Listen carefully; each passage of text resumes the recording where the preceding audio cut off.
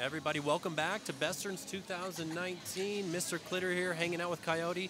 Don't adjust your screen. I really am that ugly. We got about 5 minutes to go before the second bout of the second day of Besterns. Bout number 2 of day number 2 is going to feature the home squad, the host league, the Rocky Mountain Rollergirls, squaring off against E-ville's E-ville Dead. Both teams nursing their wounds after 2-point losses yesterday. Rocky Mountain had a 2-point loss to Houston. E-ville came up 2 points short against Happy Valley. We've got, we've got a lot of derby going still in Besterns. We've got 4 more bouts. We're just at the halfway point when we finish this one. I'm going to run through the rosters while we get everything going. Rocky Mountain is going to be wearing all black, black tops, black bottoms, and their roster is as follows. Number 0260 is Motorbutt. Number 1 is Pink Flamingo. 1034 is Rioter. 13 is Jersey World. 1337 is Nerd Rage. Number 16 is Southern Discomfort. Number 215 is your captain. That's Sylvia's Wrath. Number 31 is Fiona Grapple. 34 is Massacre. Number 357 is Bree Afraid. Number 737, Daisy Danger. Number 777 is Sissy Rinkshaw. Number 86 is Salt and Peppa. Number 88, She Who Cannot Be Named. And number 99 is May Q Pei. They are going to be squaring off against the E-ville Dead. They are in their white jerseys with the black bottoms. Their roster is as follows. Number 1349 is your captain, Razor. Number 180 is Rip Curl. Number 19 is Demented. Number 2 is Breakin' Babs. Number 21, Belle Rebel. Number 24, Shania Payne. 2931 is Taz. Number 333 is Tough Love. Number 34 is Austin Smashoes. 47 is Natty Dread. Number 66, Kat Von Doom. Number 68 is Raz. Number 695 is Clumsy Lover. And number 8 is Tron. Also want to welcome the one and only skater, coach, announcer extraordinaire, Coyote. How are you today? I am doing great. How are you doing today? You know, I have had worse days by far. It's been one heck of a tournament. I know we had 2 extremely close bouts yesterday. They came down to the last jam. The first bout, Happy Valley took on Madison, beat him by 20, but it was still a nice back and forth battle. I think we're going to see that all weekend long. Oh, absolutely. It's been a great tournament so far. Well, I couldn't be here. I actually was watching the live stream, and it's been a great start to a very excellent tournament. I think a lot of credit goes to the organizers. You know, sometimes you get these tournaments and everybody dreads the blowout. Everybody dreads the one-sided tournament or the one team that's so much better than everybody. And when I was doing some research for these, I saw the rankings from folks, and they were all in the neighborhood, but you never quite know what to think about rankings. But it looks like they're all kind of grouped together in a way that's going to give us a lot of competition over the weekend. And it's very enjoyable to watch. Absolutely. You don't like those big blowout scores, but that good back-and-forth derby, strong competition from both sides. Yeah. I think that's what we're going to see in this upcoming game. Yeah. Yeah, as it comes into the weekend, E-ville was ranked 41st in the WFTDA rankings, Rocky Mountain at 39th, so just a couple of spots separating those 2 teams right there.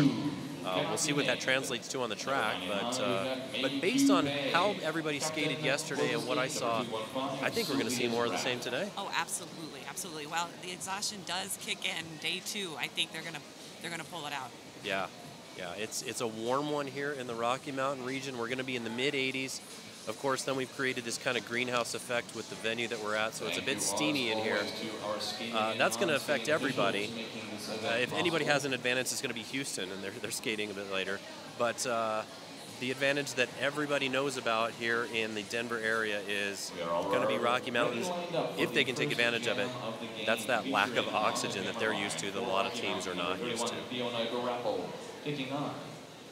So, taking the start for the first jam of this game is Fiona Grapple, number 31. She's been with Rocky Mountain Rollergirls, since it basically started.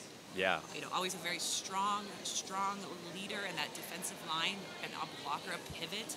And now this year, she's made that switch over to being a jammer, and it's been amazing to watch her. Some of the games I've seen her play in this year, she's been the leading scorer, leading lead jam percentages. She's done an excellent job. I think it was a very smart move on the team, and their leadership and her to make that transition. Yeah, and I think part of that as it's played out over my experience with the league over the last couple of years, is they really wanted to establish more depth in the blocker pivot area so that they could move some of those more experienced skaters to the jam line. I think this is exactly what you're talking about. Fiona can go to the line because now they've got more depth at the blocker position. Hey, we're at our first jam. We had Shania Payne jamming for E-ville. She got our first penalty about extremely quickly. So there goes our first penalty. It's a power jam for Rocky Mountain, and Fiona Grapple, as you said, has the star. She still is eligible for lead. There was a big hit by Raz on that inside, and excellent recycling. This defensive wall by E-ville is excellent. Yeah, particularly I'm seeing Raz go back and forth, that lateral movement. She's causing a lot of confusion against not only May Coupe, who was trying to help out Fiona, but Fiona herself as she tries to get through. There is your lead jammer. Fiona Grapple took 50 seconds to get through, so good defensive stance early by E-ville. That was a great re-entry by number 24, Shania Payne. She had the start in hand, quickly entered the trap from the penalty box, and found an excellent opening on the outside to get by for her initial pass. That's one of those things I think goes unnoticed because everybody's they're paying attention to the pack or anything else, and you're not necessarily paying attention to the skater coming in on the track after a penalty. But yeah, there's some little things like that that'll add up over the course of a 60-minute bout. Rocky draws first blood with 3 points during the first jam. We're going to go to jam number 2. It's going to have Austin Smashues wearing the star for E-ville, squaring off against Pink Flamingo for Rocky Mountain. Excellent opening on the outside by Pink. She finds that really quickly before the pivot line picks up the lead, but she has, who's that, Austin Smashues right behind her. Oh, Pink is taken off the track hard on the outside, forcing that call off. That big hit was delivered by number 2, Breakin' Babs, and she almost broke Pink. With the aggressive jamming by E-ville, they also forced the call off because Pink wasn't even able to get back on the track. The E-ville jammer was right there on their heels. Pink did have a great sense of urgency with that call off because it did prevent, E-ville from scoring, so that scoreless jam. Smart play. I'm amazed at how you can keep your composure after a hit like that because she got hit pretty hard and then hit the ground pretty hard. But then you're also thinking about the other things going on, like who's behind me, what do I got to do next? Well, it does look like Rocky has tightened up their jam rotation. We're seeing Fiona back out there with the star. She is lead on her first scoring pass. And Rocky's defense has done an excellent job keeping that jammer contained. That's Demented. Yeah, Demented finds a seam at about turn 1. She's now out and eligible for points. Fiona Grapple's making her way at turn 1, goes sliding around the outside. A nice easy pass there will get 4 points on Rocky's board. We've got an 11-0 score after 3 frames. Rocky's defense holding tight. Only about 3 minutes off the period clock so far in this game. Number 2931 Taz taking I have noticed that the Rocky Mountain Rollergirls Fight Club team is all wearing black lipstick, which is something new, not something I've seen them actually do before. I don't know if they did that last night. I couldn't see on the live feed, but I like the look. Yeah, it's definitely a new thing that we've seen here in 2019, giving them a little, showing a little bit of that attitude they're bringing onto the track. Track cut, that says to Taz. Taz gets a cut call on her initial, allowing Pete to get a big up lead. This is going to be a very strong lead for Rocky. They already have 11 points on the scoreboard and keep scoring now, and E-ville still held to 0. Yeah, E-ville getting in a bit of penalty trouble, particularly in the jammer department. That's not going to help you. I don't care how good you are. If your jammer's sitting over here in the box, you can't score points. Pink is bumped off on the outside part of the backstretch by Clumsy Lover. Gets back to work really quickly.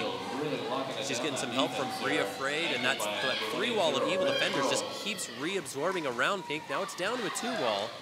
It's Clumsy Lover and Rip Curl, but Pink finds a way. There's a 4-point tally for the skaters in black.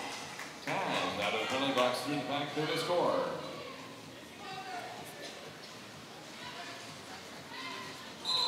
Pink grabs points and calls it. Smart move by Pink. She hits that back of the pack and rotates those hips around the opponents and picks up the 3 points. Doesn't try to go for the 4th, plays it smart, calls it off to keep the E-ville jammer from scoring. Yeah, we've seen that so many times for so long from Pink Flamingo. We've skated 4 jams. It's 18-0. Rocky with the 18. E-ville has scored exactly as much as I did in high school. But there's a lot of time left, so they can make up for it.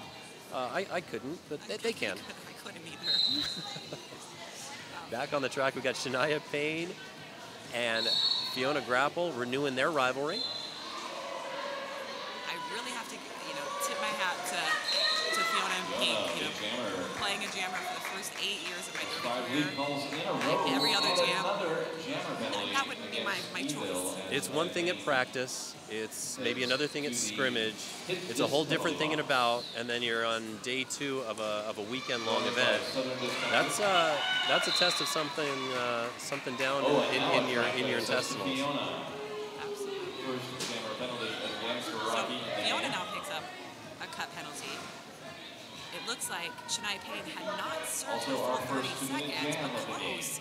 So we're going to see Fiona sit in the box for at least 20. Yeah, we're also going to take that full 2-minute jam as we've got penalties to both jammers. We lost our lead. Shania Payne out of that pack, now eligible for points. Southern Discomfort's going to join after her penalty expires. The pack is going to set up right in front of us at about turn 3.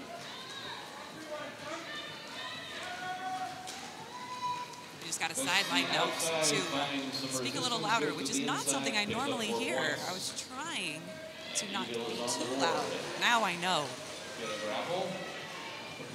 It won't be long before you get the opposite Right. feedback. Okay, they're like, okay, that's loud enough. So a full 2-minute jam is now absolutely allowing E-ville to put some points on the board. And I do really like watching Shania Payne. Her lateral movement, she's got some really good dips in there. She seems very smart. There are those juke moves. Just like that. Yep, just like that. Right around the entire defensive squad for Rocky Mountain. Fiona Grapple also cruising through for 4, and the 2-minute clock expires. We're going to put 12 points on the board for both squads. So E-ville is now on the board. It's 30-12. We've got 22 minutes and 45 seconds to go here in the first period. They are our sponsors for that.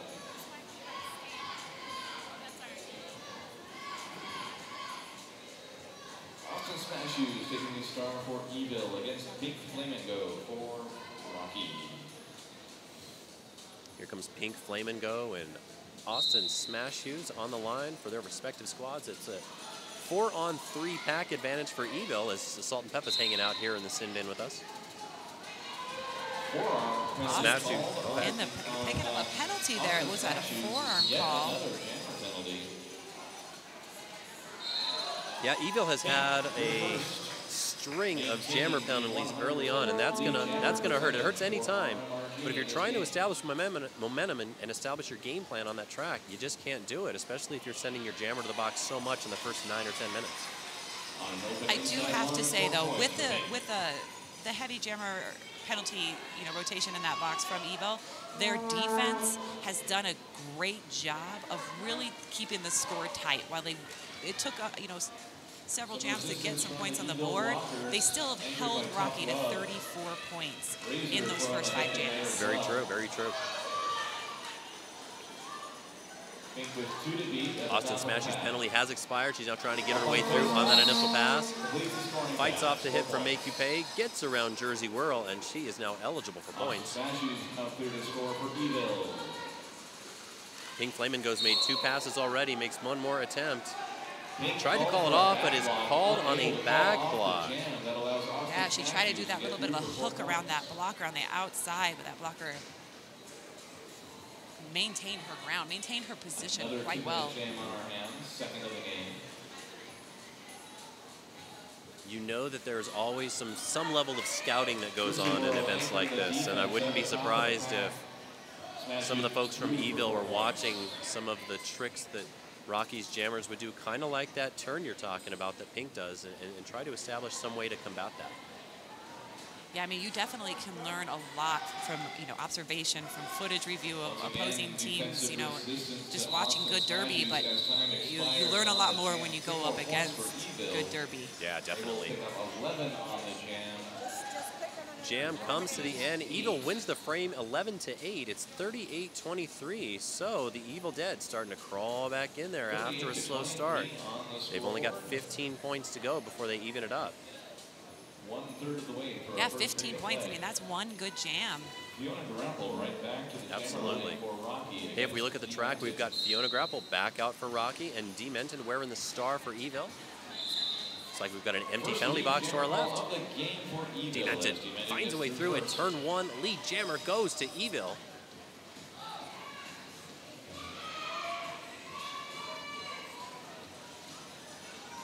Oh, what a great move by Demented there. She was in lane 3 and did an excellent lateral hop all the way to that inside line and smoked that ball.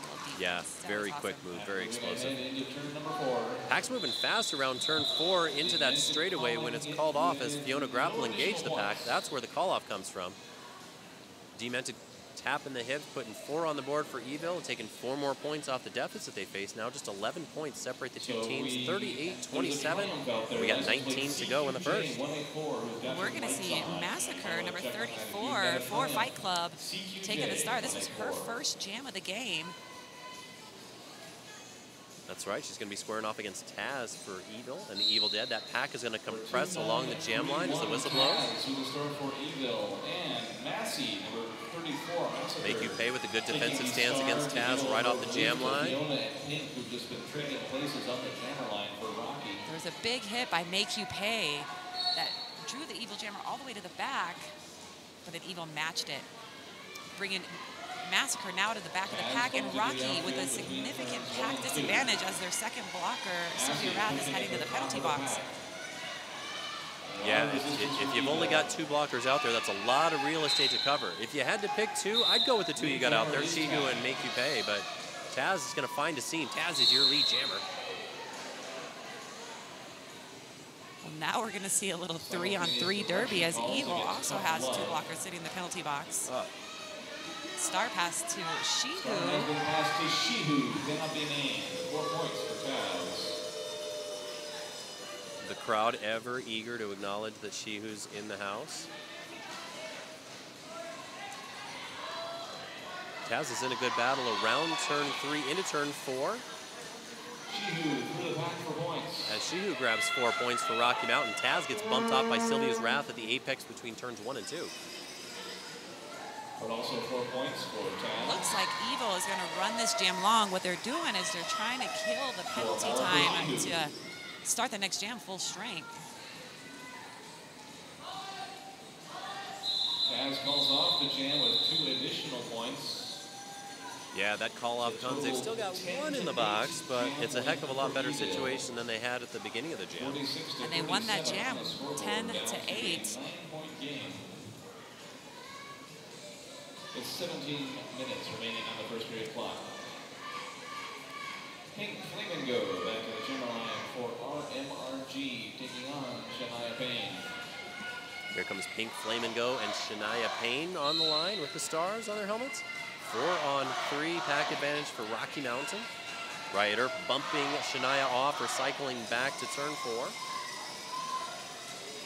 Pink Flamingo up at the pivot line is trying to bounce her way through the pack. Can't get through, but Shania is your lead jammer for E-ville. We've got an injury on the track. Official timeout due to a skater going down.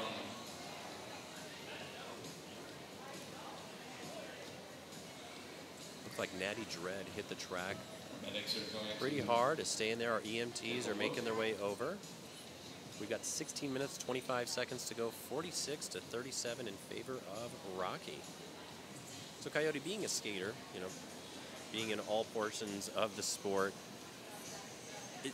is there ever a point where you can nail down why a team has a slow start, kind of like E-ville did here in an event like this? Is it nerves? Is it soreness from the day before? Is it just finding your rhythm? I think it's all 3. Absolutely 3. And that's, you know, super important is to oftentimes, you know, I believe in sense of urgency. I believe, playing it, aggressively in the sport. But at the same time, I mean, you want to acknowledge your nerves. You want to acknowledge how your body's feeling. You want to acknowledge how the other team is playing, because it does help you find your groove. You start to figure out those patterns. You find out the jammer pattern. You find out the offensive play patterns. You find out the defensive play patterns, and kind of where those holes are as well. And so when those smart teams that are a little more observant, a little bit more patient, once they pick up on it, then they hit it hard. They come out with a new level of aggression. Sure, that makes sense. A little more strategic, a little smarter. Yeah. And I think that's going to be something that you probably find from top to bottom, whether that's the leadership of your team on down through your lineup, but also your coaching staff and anybody preparing you for whatever's coming in the bout. Absolutely. Absolutely. And I do think E-ville did, demonstrate that ability to start picking up. I mean, their jammers have a very similar style, across the rotation. I've seen with that same lateral, agile, very jukey moves. I don't see a lot of them taking, those big hits. They're very smart in their play, and I've seen over and over again in these last few jams that they have done a really good job of making that last-minute decision to make that move, to allow them to be successful to get around the pack. Absolutely. That'll pay off in a long event like this, too. You don't want to take those big hits, because by the time you get to Sunday's game, you can't really move very well. Feeling it everywhere. Yeah, here comes Shania Payne as your lead for E-ville. Fiona Grapple is not far behind for Rocky. Shania bumped off and turned 3, taps those hips extremely quickly. It's going to be 3 points for the E-ville Dead, and holding Rocky scoreless brings us to an even closer bout, 46-40 with 15:50 to go in the first.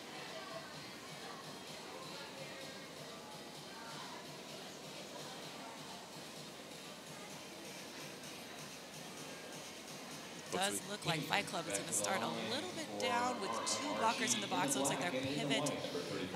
Martinez is standing. E-ville also does have breaking Babs in the box. Yeah, so there's a pretty thin pack out on the track for our jammers. See if they can get through quickly. Jersey Rail did a great job defensively for Rocky Mountain. That allows 2 things to happen. It allows Pink Flamingo to grab lead for Rocky Mountain.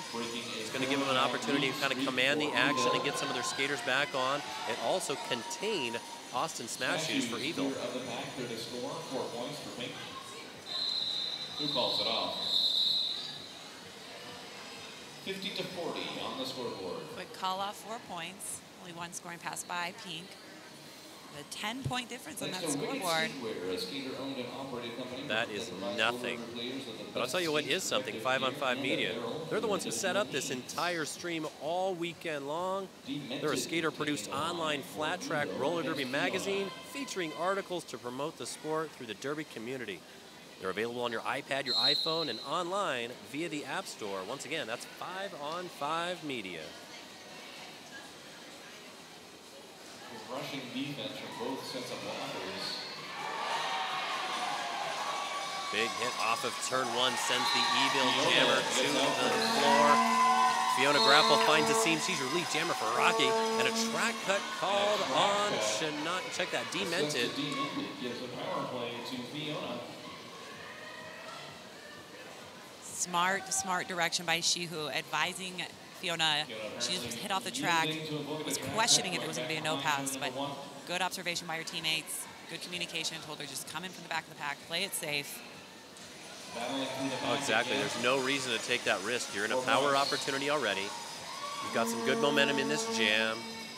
If you take a risk and you're wrong, you give up your power opportunity and you send the E-ville jammer out on the track while you're sitting in the penalty box. That's just like handing points away. Exactly. A power start for Pink. This is my first opportunity to actually watch E-ville play. They were at the Big O, which is where we were this year, but busy playing and supporting your family teammates there. I didn't get to actually watch them play this year, and I really like their strategy. Watching them, I mean, they're super strong with their offense, and they're reforming from their defense from the back of the pack right to the front of the back. They have such a great sense of urgency.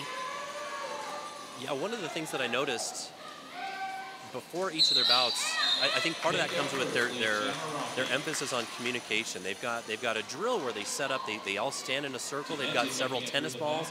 They're tossing tennis balls around, making sure that people know what's coming. It's quite the thing to watch, and I think it's part of what you've observed there is their strong desire to make sure that everybody on the track knows what's going on within one another and communicate that together. Absolutely, that's one of the strongest factors in any team sport, but especially in roller derby with all the sounds, the crowd and the whistles, the music, the announcers. But to really be able to, project your voice and to be listening too, you have that familiar voices you're looking for. Yeah, there's a lot to sift through, a lot that you have to be able to focus in on. And if you hear those voices more, those are the ones that you're going to catch. You ever hear of a boxer or a prize fighter in a big event? They're in an entire arena and there are thousands of people screaming and officials and referees, but they can make out that trainer in the corner yelling at them because they've heard that voice over and over. So Taz started with playing a little bit of jammer defense. Although E-ville had a significant pack advantage with 2 Fight Club blockers in the box, Taz does have a lead. Is on her first scoring pass, and the defense by E-ville. Fiona is just making out her initial with 35 seconds into the game or into the jam. Excuse me. Yeah, absolutely. E-ville staying stout. Taz getting the communication from her bench, as we mentioned before, putting 4 up top, tapping those hips. 58-44 is our score. We've got just over 11 minutes to go here in the first.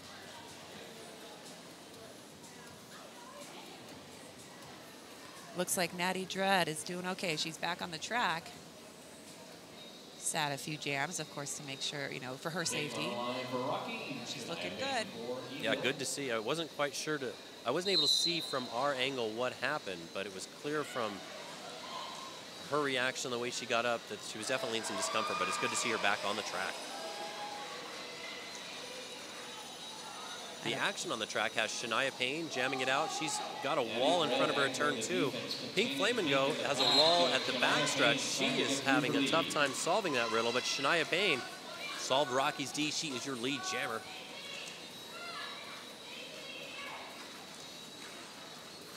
Looks like there's a star pass to Martinez, the pivot for Fight Club. Shania Payne, 4 points. Rocky has passed the E-ville, though, there's the communication. They're so quick to respond to a change. The star pass happens. Bria Freyd, also known as Martinez, has the star, and there's E-ville's defense swarming her around turn 1. Martinez out of the pack and clear to score. But Bria Freyd finds a seam at turn 2. She's eligible for points. But E-ville's doing a good job of getting their track awareness, keeping an eye on what's going on around them. So Shania Payne made a pass, tapped her hips. It's an 8-0 victory during the jam. 58-52 for Rocky altogether. Under 10 minutes on the first period clock.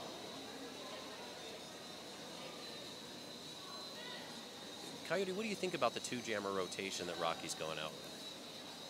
I'm glad I'm not a jammer anymore.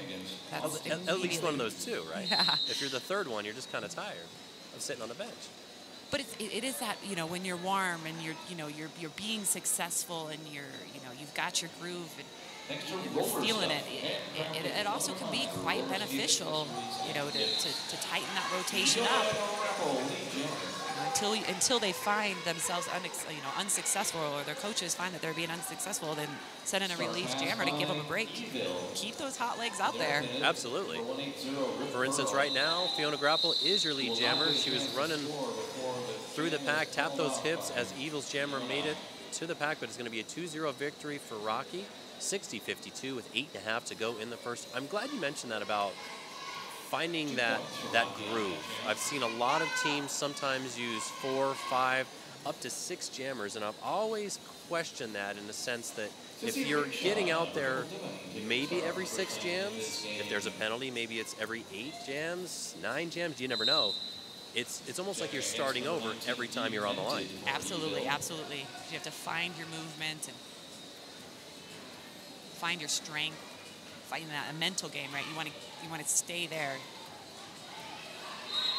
Yeah, both physically and mentally. Maybe you've cooled off on the bench. Maybe your focus isn't as sharp. We've got a new jammer for Rocky. That's Sissy Ringshaw. She is your lead.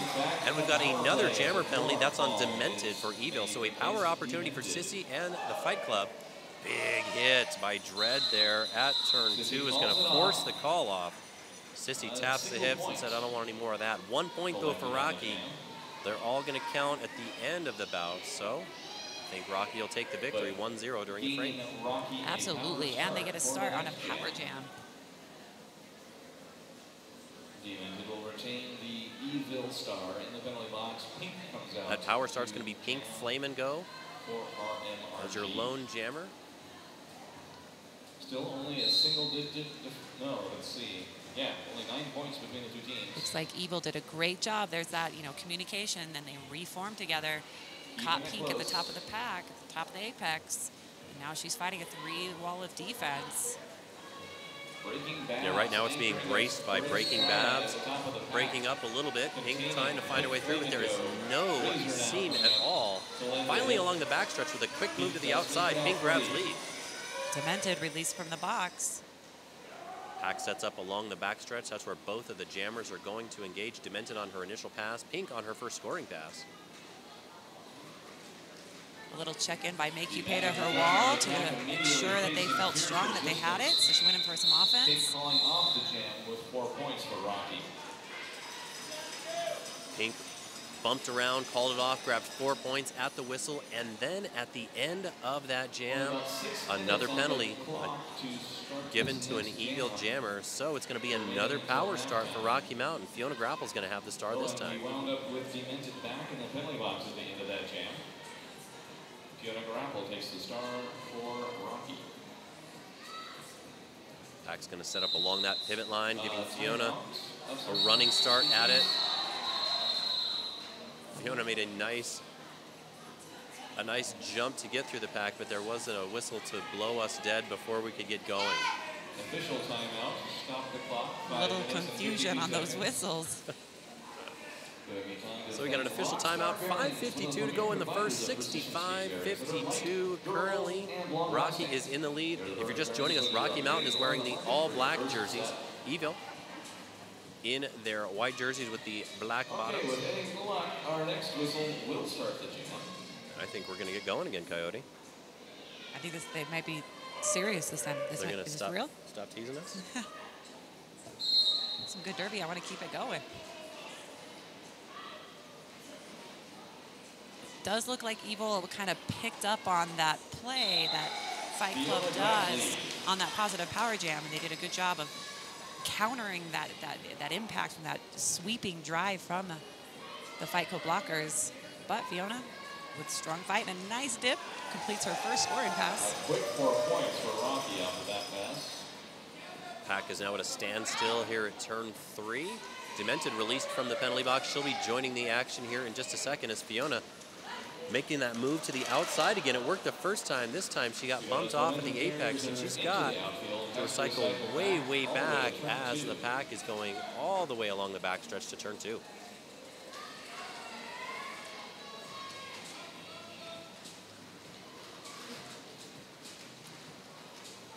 Demented is fighting a 3-wall, currently being braced by Bria Frey, trying to get some help from one of her blockers.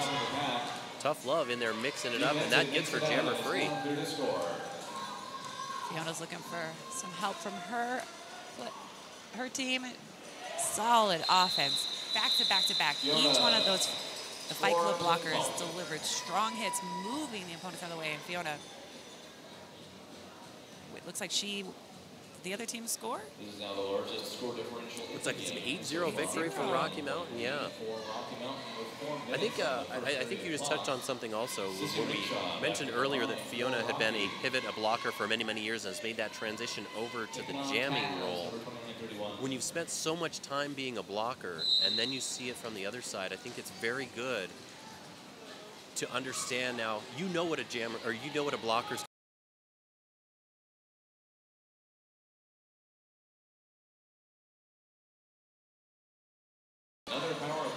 Taz jamming for E-ville is sent to the penalty box, so a power opportunity for Rocky Mountain. They've got Sissy Ringshaw donning the star. Looks like she took it off, though, so this is going to be a 2-minute jam. Whether we like it or not. Yep. It will be a 2-minute jam. The point differential earlier, you know, just a few jams, 6 points, you know, keeping these two teams apart. But now Rocky is pulled away with a 21-point lead. Yeah, it just shows you how dynamic these things can be and how everything can shift on a dime. Sissy makes a pass for 4, so they're going to continue to add on to their advantage.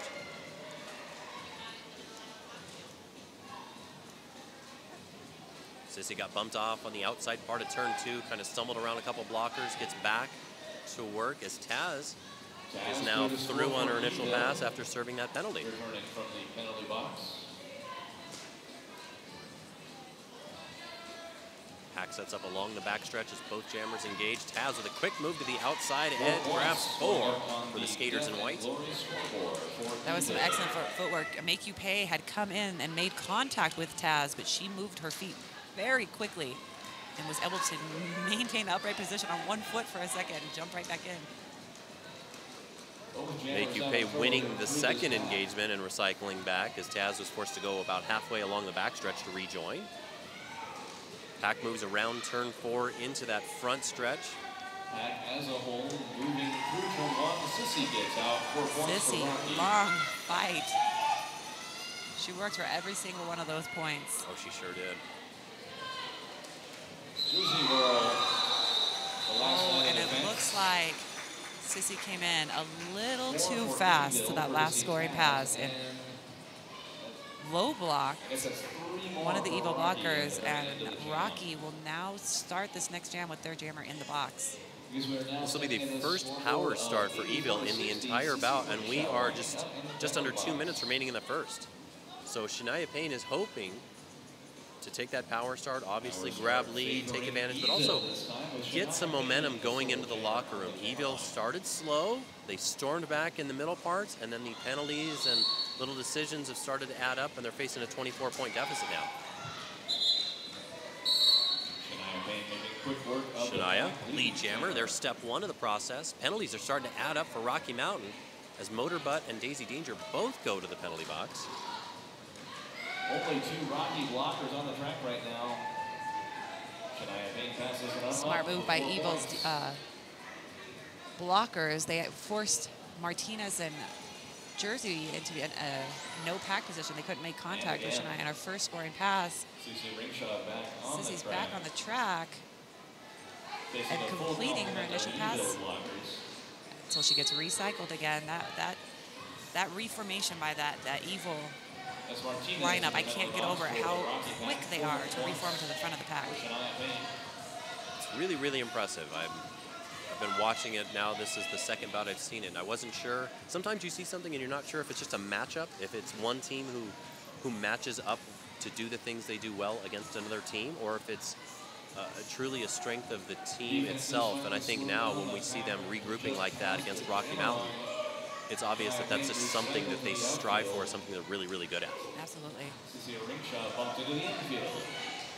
Shania completing her 4th scoring pass.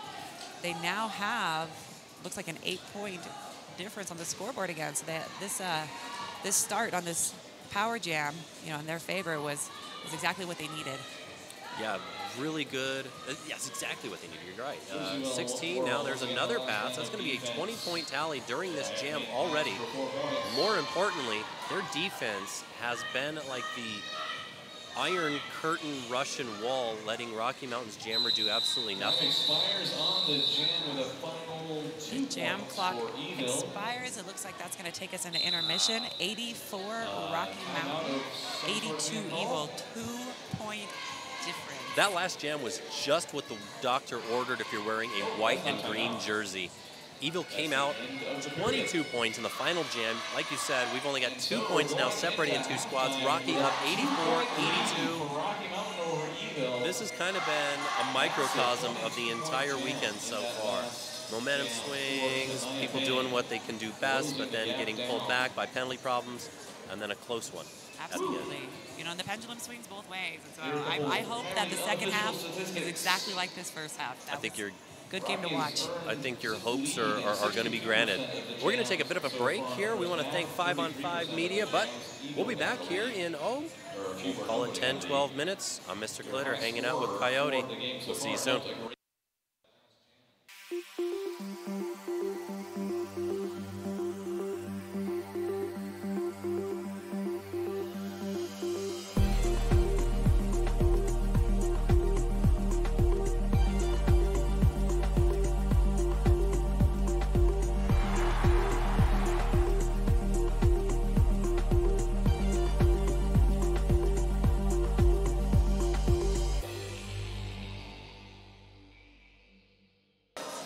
Welcome back to the Roller Dome. We got 2 minutes remaining in halftime, folks. Rocky Mountain's 52-80 Fight Club has 84 points against E-ville's Evil Dead. They've got 82. So only 2 points separating the two squads. I'm Mr. Glitter hanging out with Coyote. Lots of action in 30 minutes, right? Absolutely. Welcome back to the action. I'm excited to see what period 2 brings. And I was actually thinking about it. I was talking to a few officials that aren't working this game, and I'm curious to see if we're gonna. Speaking of the pendulum swings both ways. The first period, there were a significant amount more jammer penalties given to E-ville, right? Yes. Versus Fight Club. So I wonder with the change in the officials, if for this half, if we're going to see that with Rocky. That's an interesting point. Certain referees may be looking for certain things. Maybe you're exactly right. Maybe we have more jammer penalties on these skaters in the black jerseys. We didn't have a lot of penalties in the first half. I thought we called more, but 18 for E-ville. Nobody really in penalty trouble. Demented leads the way with 3 penalties. It just felt like of those 18 penalties, most of them were jammer penalties. Absolutely. Rocky Mountain in a different boat, though. They've got 15 penalties. Only one kind of in danger. That's Martinez, Bria Frade with 3 penalties. But I think there's a difference there. If you have those penalties going to those skaters with the stars on their helmets, that's going to be a little bit of a different situation than if you're losing a blocker here or a blocker there. Absolutely, absolutely. 3 penalties, not too bad. No, I was surprised.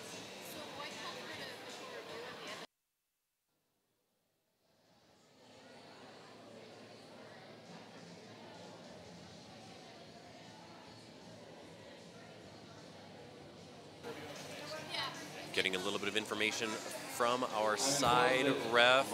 E-ville wanted a penalty on Rocky's pivot during the last jam of the first half. After the discussion, they determined that no penalty will be assessed, so we are going to rock and roll with 5 on 5 derby. Looking at the track, we got Fiona Grapple wearing the star for Rocky Mountain, squaring off against Shania Payne for E-ville. Fiona's out for lead. I am interested to see what her lead percentage is for this game. I mean, she's had a couple, non-leading jams, but she's been successful getting out every time. Yeah, and for a while they were running that 2-jammer rotation, which makes it even more impressive.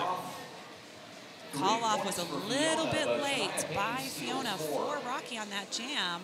Fiona does pick up 3 points, but who was that jammer? Was that Shania Payne we saw? It was Shania Payne, yes. Picks up 4 points. She had hustle with a little toe stop run, a big toe stop run on the inside line, and scored all the points. Yeah, so actually E-ville wins the jam 4-3 with that hustle move. 87-86, 1 jam down here in the first half. Jam 2's coming up right now with Pink Flame and Go squaring off against Austin Smash You. Pink grabs lead, so the first 2 jams of the second half go to Rocky Mountain. They command the action. Pack sets up right around turn 2 where Pink engages, gets bumped to the outside, recovers quickly, and there's that move we were talking about. Turning the hips the opposite direction and tapping him, Coyote gets Rocky 2 and holds E-ville scoreless.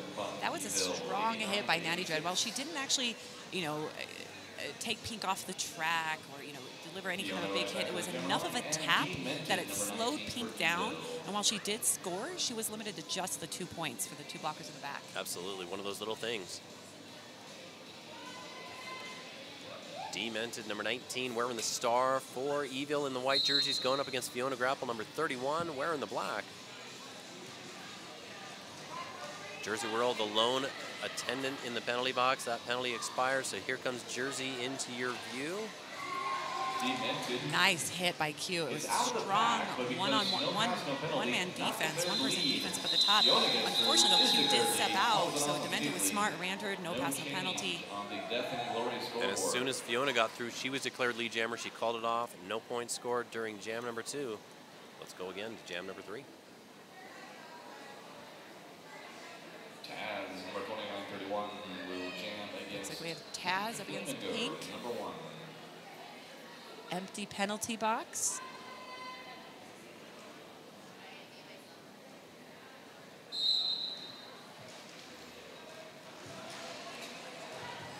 Big pile up right off the whistle allows Pink to take advantage of the chaos. She is your lead jammer.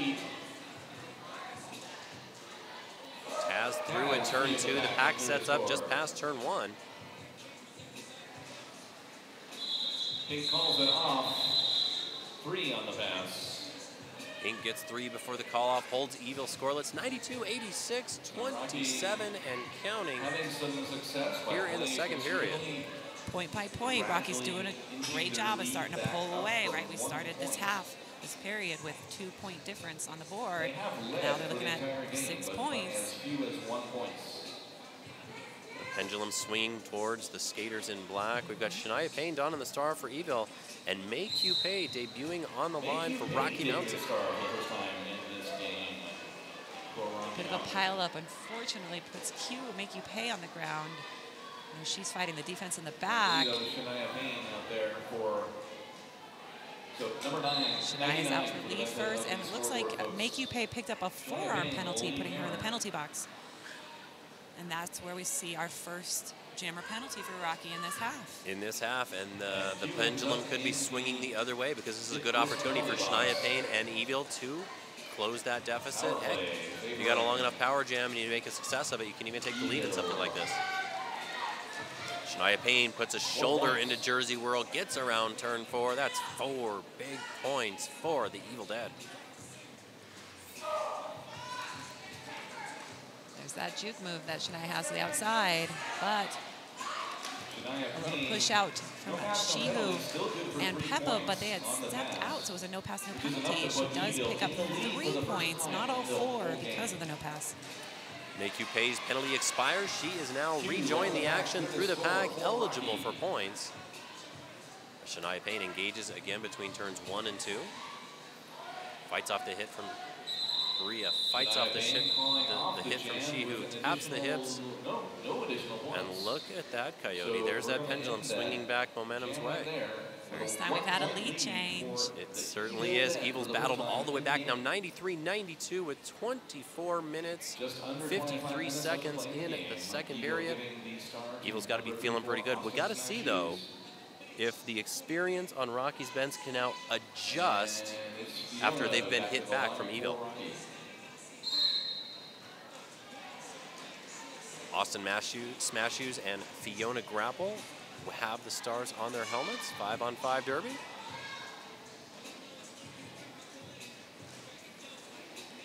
Some offensive help by Martinez in the back for Fiona. Helps her with a drive the pack together in a one-footed apex hop. But she lands that and gets a lead jammer. Star pass initiated and completed for E-ville. So now your jammer of record is number 8, Tron. That's the first star pass move for E-ville this game. It certainly is. They've taken it off in kind of that strategic move, like they're going to pass it, but this is actually the first time they've gone through with that threat. 3 more points put on the board. That's going to go to Rocky. So Rocky grabs the lead back. 95-93, 23-45 to go in the second. That puts Rocky back in the lead by 2 points. Rocky giving the star to Pink Flamingo, number 1. Number 19, Demented will jam in the white of E-ville. A little conversation, Riot Earp and Pink on the start. I like seeing that collaboration. We're in this position. This is what we're going to do. It's smart to be able to adjust and be able to talk that out right before that whistle. Yeah, it's not going to go their favor though. Demented grabs lead for E-ville. A couple of penalties, one on Tough Love, one on She Who Cannot Be Named. So both squads with a blocker in the penalty box.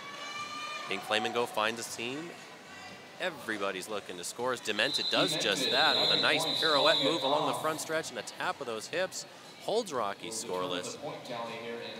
And we're waiting to see the official tally from our jam ref. Looks like it's going to be a 3-spot for E-ville, and they take the lead back 96 to 95. Holy cow. Folks, that lead change brought to you by Radar Wheels. Radar Wheels are some of the best high-performance wheels available. For 70 years, Rydell has been the leading innovator in the roller skating market. Rydell offers the finest skating boots available. They are a proud sponsor of our live stream today. Smart play by Taz at the start of that jam. She put herself in a little danger there, right, in the tripod of Fight Club, but she was forcing Fiona into that tripod as well, and exited very quickly by, finding that link and quickly just burst through the pack. It was great, very smart, very patient play. Very interesting, and not one that you can do if you're not experienced. You've got to be a vet. You've got to be able to do kind of what you've been talking about the entire bout. Stay calm, stay patient, stay aware, but stay alert to see where that opportunity presents itself and then explode through it. Absolutely. E-ville grabs 4 points. They now extend their lead. It's a 5-point advantage they have, 100 to 95. Make You Pay is donning the star for Rocky Mountain once again, going up against Shania Payne. It looked like she almost had that. She had a 1-foot backwards slide. She does step out, but so did the blocker that initiated the contact. So no pass, not lead. Shania out for lead and calls it off. Killing a little time there, but obviously keeping it scoreless. Yeah, I think that's the driving factor behind that call-off is keeping Rocky Mountain from scoring, keeping that clock going a little bit, those 30 seconds as we reset. Now we have a score, E-ville 100, Rocky 95. I think we're going to continue to see that consistent lead change back and forth. Yeah, I think maybe more so than any bout, a lot of these bouts that we're seeing at Besterns come down to 3 things. They come down to who can be the lead jammer more often, who can stay out of the penalty box more often, Absolutely. and who can prevent themselves from making any mental errors. Absolutely. We saw a lot of that in the first day. Pink Flamingos fighting a battle at turn 2. She wins that battle, and there is your lead jammer commanding the action. Austin Smashes breaks out of the pass.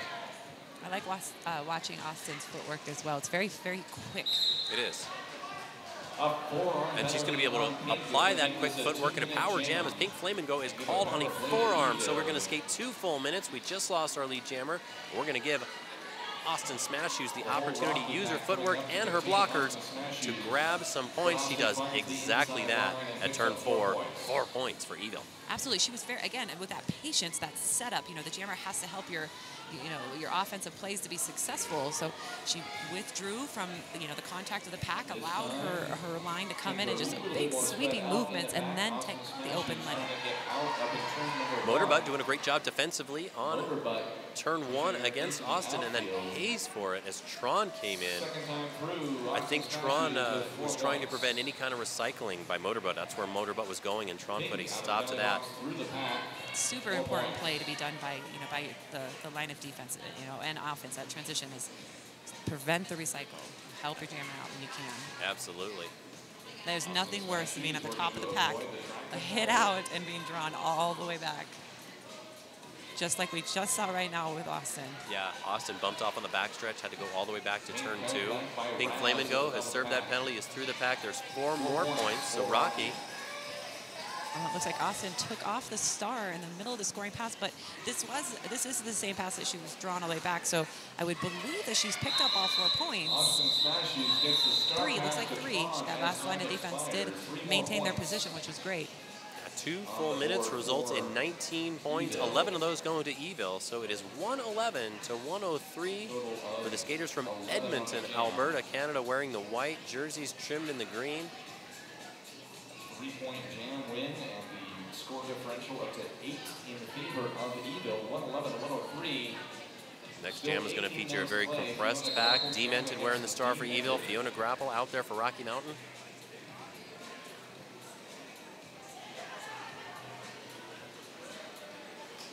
Ready, refreshed. A little help by She Who, some last minute O, and Fiona's out for a lead.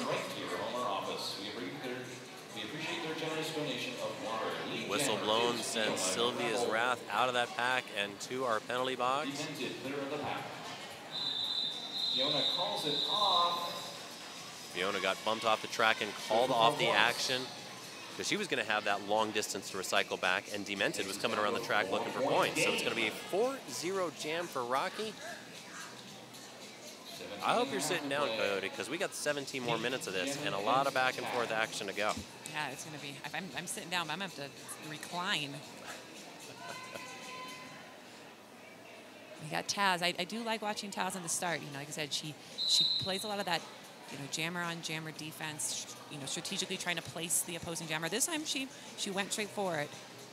She did have a little subtle move, I think, that a lot of folks would miss. She actually grabbed the hips of Kat Von Doom, shifted them around, and bumped Kat Von Doom into pink, and then took the space that Kat occupied to see her way through the back. So there is what you get when you do that. Lead jammer. Lead jammer. You get a referee to point at you. That's right.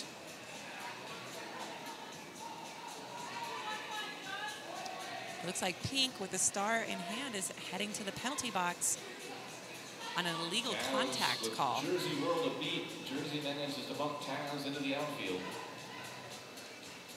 So this is a power jam for E-ville, and they do have that 4-point lead. This could give them a bit of a point differential. Martinez, line of defense. Yeah, Taz fights her way around. Bria Frade grabs 4 points, looking for more. That pack is on the backstretch. There are 4 Rocky blockers, but there are also plenty of E-ville blockers as well to try to disrupt that block.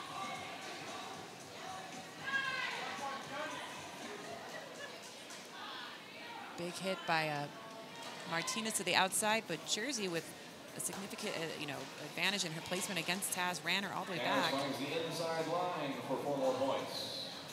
But Taz, with those quick juke moves, picks up another 4 points. Pink has the star in hand, is fighting a 2-person line of defense. That is Dread, Natty Dread. Yeah, you've also got Belle Rebel in on that action too. Pink, with her determination, tenacity, finds a way, is now eligible for points as she comes around the front stretch. The back stretch features Taz making 1 more attempt and then a call off. Before she does that, though, she gets 3 more points. E-ville winning 11-0. That was a smart call by the E-ville's bench coach, because the Rocky defense had reformed in front, and their coach realized you have 3 points. This is a good time to call it off, preventing Pink from scoring. It's not always worth that 4th point. Yeah, and if you try too hard to get that 4th point with that jammer coming around, they might get 2 or 3, and then you're in a negative, you're in a deficit of where you were if you just call it off and call it good enough. Shania Payne, number 24 for E-ville, taking the star, going up against Fiona Grapple. Shania has managed to cause a little bit of separation between the blockers, and that results in her being your lead jammer. Fiona's hot on her heels. It's a race. I did see Fiona line up in position, and it looked like she was going to make a hit. And like we talked about earlier, with her being a very, very strong blocker for many years, I would have wanted to see it. Massacre to jam for Rocky Mountain. We've got a pair of 34s on the line. Number 34 for E-ville is Austin Smash Shoes, and number 34 for Rocky Mountain is Massacre. 5-on-5 derby. That pack is really close to the jam line, and Austin Smash Shoes found the edge and immediately grabbed lead jammer for the skaters in white. Ooh, big juke around Make You Pay. 4 points. Massacre has the star in hand. Make You Pay, one of the more dominant blockers for the Rocky Mountain 5280 Fight Club. So if you can make a move to freeze her, get around, you've done something pretty special. Absolutely. Bria Frade, Martinez going to the penalty box. It's going to open up a little bit more real estate for Austin Smash Shoes as Massacre finds a seam in turn 4. Massey clear to score. It looks like they're going to go ahead and run this a little bit longer. Big hit by Jersey Whirl. There's that drawback.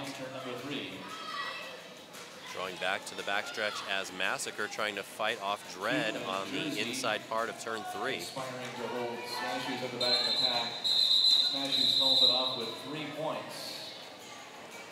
Looks like at the end of that jam, there was a legal contact by Natty Dread, I think with a little bit of a late hit to Massacre. So E-ville will actually start this jam with 2 blockers in box. One is standing. That's the bad news. The good news is they now have a 23-point advantage. It's 133 to 110. But Fiona Grapple's got the star for Rocky Mountain and a slimmed-down defensive front, only those 2 blockers you mentioned. So at least on paper, it looks like Rocky Mountain should be able to do something big during this jam. Great work by Fiona. She little dodge, a weave, a dip, and picks up lead. Make You Pay goes to the penalty box as Fiona Grapple engages the pack at turn 1. Finds a little seam, calls it off.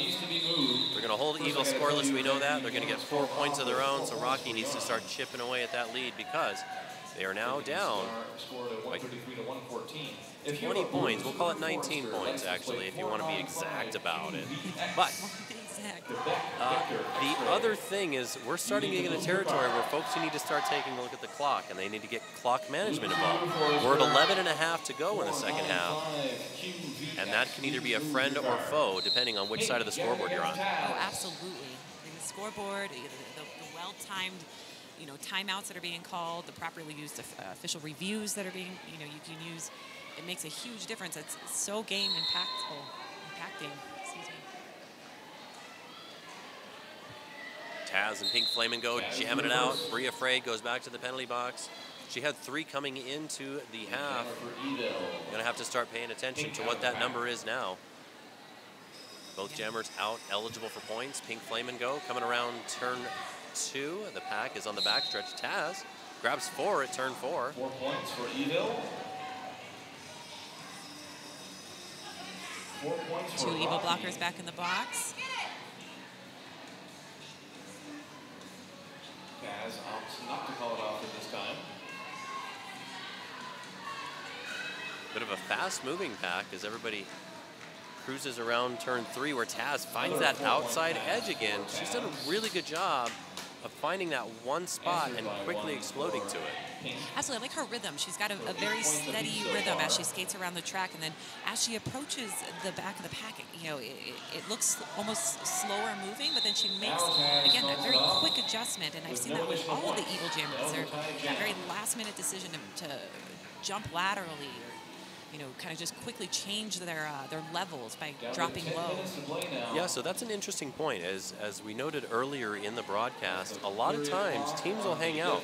They'll be in the stands, they'll be scouting, and it'll be interesting to see if anybody else picks up on that observation, Coyote, because if you've got a skater who's got such a rhythmic approach to something, it's tough to do, but if you can disturb that rhythm, potentially you could have quite a bit of benefit for your efforts. Oh, absolutely. And that is something you tend to see more so with jammers, right? You see those patterns, you see those consistent rhythms, If you can upset it, if you can disrupt it in any way, then that's how you're going to shut it down. Absolutely. In fighting terms, they say what you do is you establish a pattern. Once your opponent sees what that is, then you change that pattern. You always keep them on their toes. If you can do that to a jammer, I think you're going to be in a good spot defensively. I've been really excited seeing all these apex jumps and hops. When I was jamming, I never knew when I jumped apex until there was game footage, the following day. I never realized I'd actually had done it, but more so I'm seeing people practice that, and it is a very useful tool. Absolutely. I think a lot of folks are starting to exploit that as something that they can build on as a strength.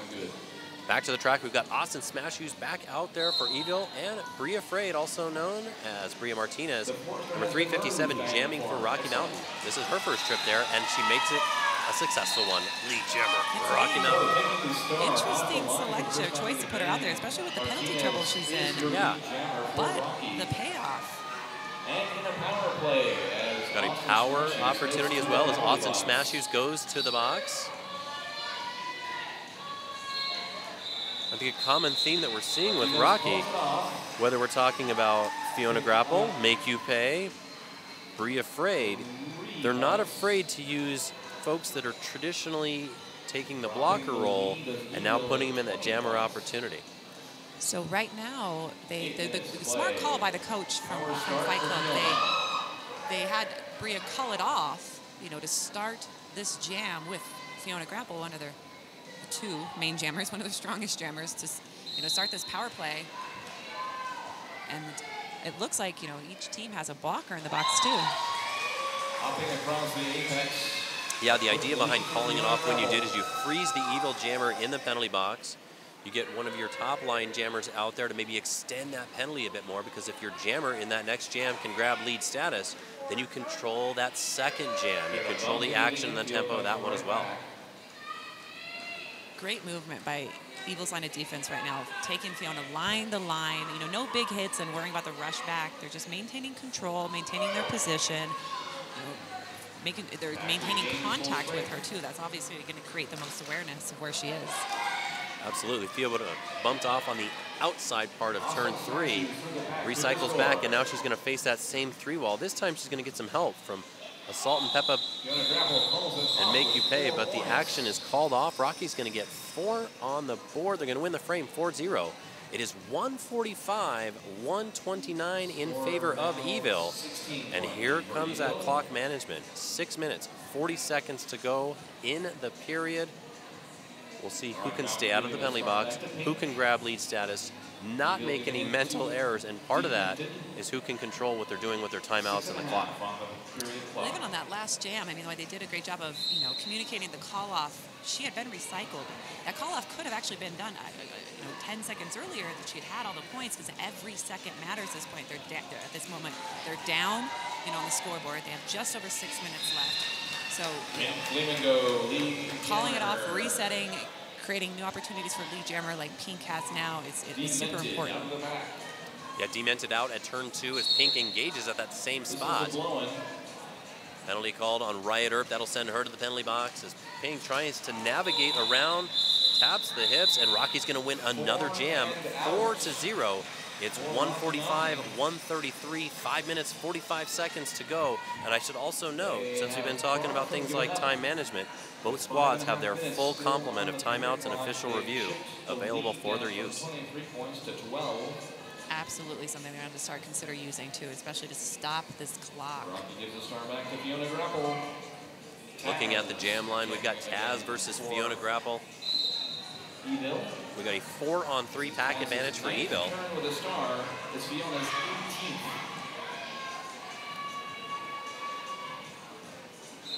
There goes Taz, lead jammer, turn 2 for E-ville.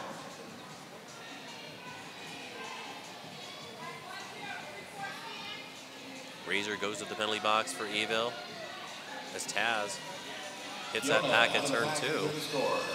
Fiona's out, completes her initial. Nice defense by Assault and Peppa there. Taz calls it off with 4 for E-ville. 4 points at the end of the 4th whistle, so it's 149-133. 4.5 to go in the second period. E-ville currently in command with a 16-point lead, but it just takes one opportunity to erase that. Here comes Shania Payne on the line for E-ville and Bria Frade for Rocky Mountain. 4-on-3 pack advantage for the skaters in black. That's your host league, Rocky.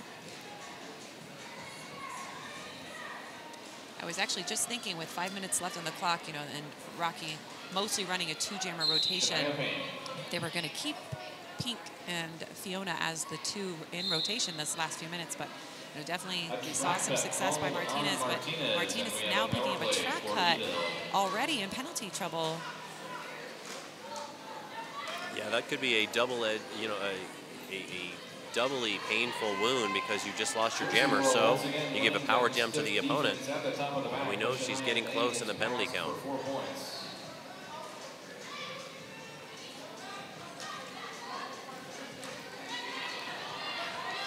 Shania Payne working right in front of us against a 3-wall. It's being braced by Jersey Whirl. Now it's down to a 2-wall. It's Daisy Danger and Jersey. Now Shania Payne finds that seam. That's 4 points for E-ville. Martinez back on the track. It's So we do know that she's obviously still in game, but you know, one penalty closer to potential foul out. Make You Pay picks up a high block there. She'll sit in the penalty box as the gem is called. So E-ville will start with a pack advantage. 2 points. Yeah, we're just under the 3-minute mark. 159, 133. Coyote, are you at the point? If you're working Rocky's bench, are you at the point where you've got to go all in? You've got to either put everything you've got to win it or lose it in fantastic fashion? Everything. Put everything into it. I mean, I'm gonna really shorten up my lineup here. Right, keep my strongest players on the track the entire time. You know, the players that are not in any kind of penalty trouble, I would absolutely tighten up my jammer rotation. Even if they are in penalty trouble, do you still get them out there, do their thing? If they end up fouling out, they foul out, but that's a gamble you have to take? For the blockers, yes. That can definitely be worth that risk. Certainly. Because it is that strength having them out there. And then trusting, you know, the teammates that if they are down one, they'll be able to adjust. Look at the track, and Austin Smashoes is your lead jammer for E-ville. She's gone through, made one scoring pass. Here come a whole bunch of penalties. We got 2 on E-ville blockers, 1 on a Rocky blocker. Make You Pay made Austin Smashoes pay exactly at turn 3 and then recycled all the way back to turn 2. Looks like there was a star pass to Shihu, who makes a nice apex hop, picks up 4 points.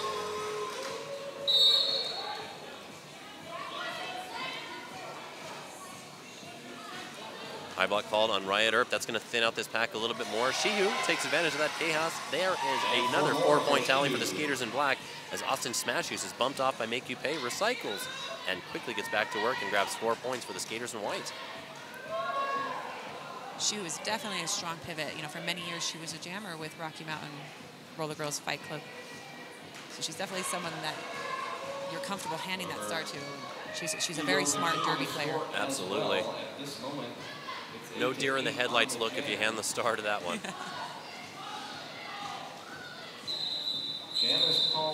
Action called off. We're under a minute. It's 167 to 144 in favor of E-ville.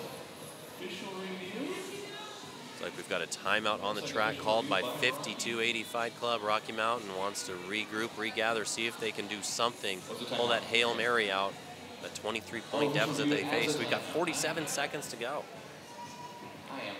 This timeout's brought to you by Rockstar Bearings. Rockstar Bearings are the premier provider of precision skate bearings that are light, durable, and long-lasting. They're the perfect bearings. Whether you're upgrading or in the market for your first set, look no further than Rockstar Bearings.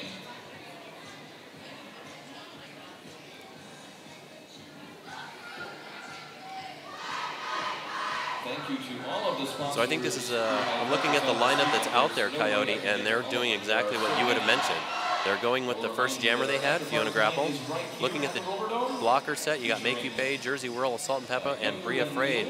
They're putting everybody out there, going with their strongest at every point, trying to do anything they can to erase that 23-point deficit. Absolutely, and they did make a shift. You know, we've seen Bria Martinez wearing the pivot stripe most of the game, but they did give it to Make You Pay, considering Bria's current penalty trouble. So that was a very smart adjustment to make there, too. Absolutely. Fiona, lead jammer for Rocky. Demented is wearing the star for E-ville. She gets bumped off by Martinez on the inside part of that front stretch.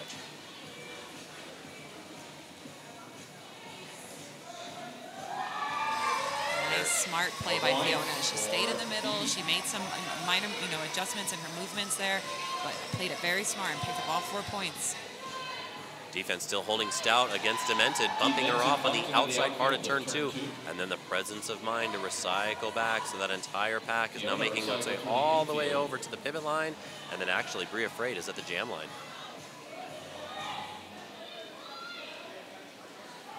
Period clock has expired. We are on jam time. Fiona gets through at turn 1. She's going to get 4 more points on the board. 4 points for Fee. Our period clock has expired. We got 1 minute remaining here in the jam. This is definitely going to be the final jam. It's just a matter of seeing what the point tally is at the end of it. Absolutely. Fiona, one more time. There's another 4-point tally. 45 seconds remaining on the game clock. Rocky now down by 11. He tried that jump, got bumped off on the inside part of the backstretch, recycling back to turn 2. Rocky's defense staying stout. Demented has not made it through on that initial pass yet. I do appreciate, she's her very bold movement there with that hop on that inside line. She's going for it. Definitely the time that you want to, play it a little more on the safe side, but play it more strategically. Certainly. There you go. Fee squirts through it, turn 3, hits the track though, and then there's a nice job by Raz, chewing up a couple of seconds on that clock and keeping Fiona from making her way around the track. 16 points thus far during the jam. Those are the final whistles. And even though Rocky Mountain made a huge push at the end, it is going to be E-ville. Your unofficial score right now, 167-160. Might be some switches here or there, but it looks like the skaters from Alberta, Canada are going to come out on top. That's not going to be enough for Rocky, but it's a very, It's definitely a good game. It was. We'll wait for the whistle to make There's a lot of moments of like surprise, unexpected movements and plays that were being made. It was very, very fun to watch. Yeah, a lot of momentum shifts, big scoring swings. I just heard an official whistle. Your official final. The E-ville dead, 168. The Rocky Mountain Rollergirls, 52-80. Fight Club, 160. Man, that's the halfway point of Besterns, and I'm pretty tired, Coyote. It's been an intense weekend already. It's my first game announcing for this weekend. I'll be back tomorrow, but I'm looking forward to seeing what kind of excitement the teams are going to provide, from a spectator standpoint and from an announcing standpoint. Yeah, and you don't have to wait too long. At 5 o'clock here in just about half an hour, we've got another one that I think is going to be incredibly good. We've got Happy Valley versus Houston. Houston beat these Rocky Mountain Rollergirls by only 2 points. Happy Valley beat E-ville by only 2 points yesterday. Now they're going to square off. Party on Bart's going to do the house call. I'm going to be back on here on the broadcast with Rich Mahogany. We're going to have all kinds of fun. That's going to be the third and final bout of day number 2 of Besterns 2019.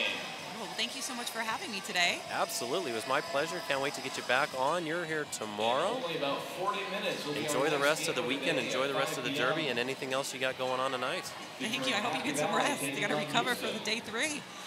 I got to do it somehow. I'll manage. I know places where they have coffee, anything else.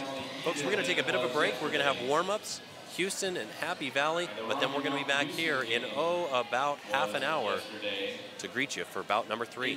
Thank you so much for joining us here on 5 on 5 Media. I'm Mr. Clitter. I'll see you in a few. Bye.